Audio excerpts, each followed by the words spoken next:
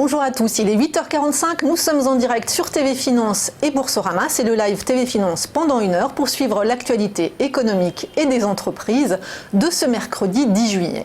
Au sommaire de l'émission des invités, nous recevrons Jean-Jacques Kwang, directeur associé d'Ethicaline, une société qui aide les entreprises à se mettre en conformité avec la loi Sapin sur les sujets sensibles de corruption, discrimination ou harcèlement. Nous assisterons ensuite à l'ouverture de la Bourse de Paris aux côtés d'Éric Seban, trader et coach chez Perceval Finance. Puis Dorian Abadi, formateur en analyse technique, présentera les market movers du jour. Martin Blachier, cofondateur de PH Expertise, nous expliquera comment on peut prévoir l'impact économique et sociétal des dépenses et des campagnes de santé. Enfin, Xavier S, président fondateur de Paris Doctour, nous parlera d'un nouveau concept touristique en France qui combine les visites en bus et en bateau. Mais pour commencer, les 3 informations économiques et financières de la matinée. Procès tapis, relax général. L'affaire remonte à la vente du groupe Adidas il y a près de 30 ans.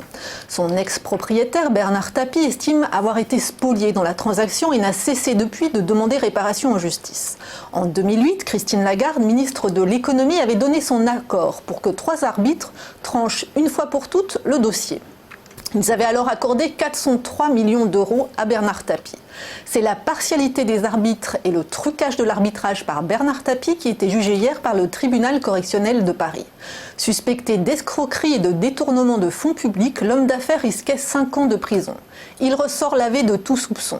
Idem pour Stéphane Richard, le PDG d'Orange et ex-directeur de cabinet de Christine Lagarde. Il échappe à 3 ans de prison.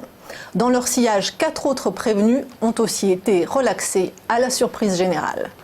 Le tourisme spatial en bourse maintenant. Virgin Galactic, l'entreprise qui veut envoyer des touristes visiter l'espace, s'apprête à fusionner au second semestre avec SCH, une société d'investissement cotée à Wall Street, laquelle détiendra 49% de la nouvelle entité dont la valeur est estimée à 1,5 milliard de dollars.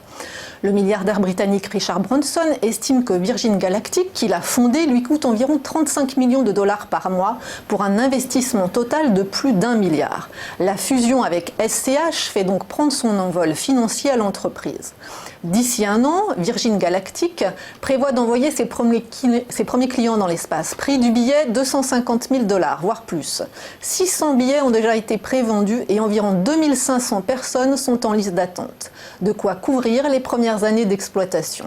Le principal concurrent de Virgin Galactic est Blue Origin, fondé aussi par un milliardaire, Jeff Bezos, patron d'Amazon. Retour en France maintenant, l'homéopathie déremboursée, c'est officiel. L'homéopathie ne sera plus remboursée par la Sécurité sociale d'ici 18 mois, a tranché hier le gouvernement.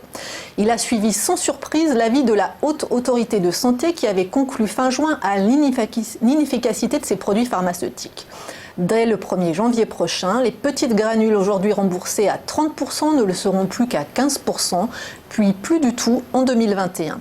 Le gouvernement adresse donc une fin de non-recevoir à Boiron, leader mondial du marché, qui juge cette décision incohérente et en appelle au président de la République.